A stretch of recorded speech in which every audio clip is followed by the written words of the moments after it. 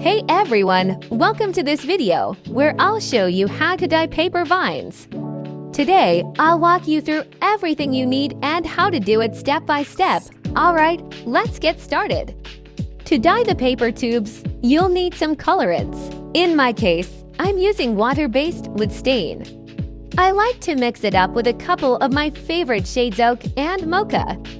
These colors give the vines a natural, wood-like appearance. Honestly, once it's done, it looks just like real twigs, not paper.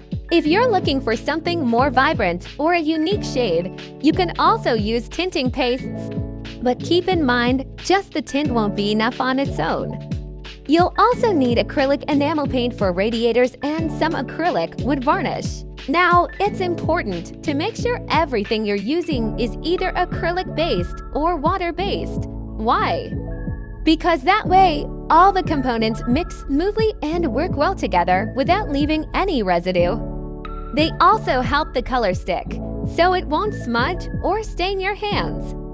Okay, let's move on to the dyeing process. I use this little tray here. It's just the right size for my tubes.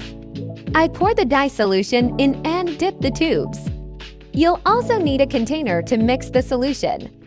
I'm using a simple pitcher for the dye. I stick with Oak, it's my go-to. It gives such a natural, earthy tone. But today, I don't want the color to be too intense, so I'm going to dilute it with water. Here's what I do. I pour 200 milliliters of stain and 200 milliliters of cold water into my pitcher. Then mix it all up until the color is nice and even. One important tip, don't forget your gloves. Once you've got your gloves on, pour the solution into your tray and make sure the tubes are fully submerged. Now, take the tubes out and stand them up in a tall container to let any excess solution drip off.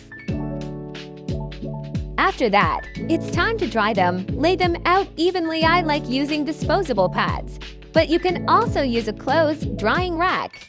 Be sure to check on them now and then, flipping the tubes so they dry evenly. Once they're completely dry, we'll be ready to treat them together in the next step. See you in the next lesson.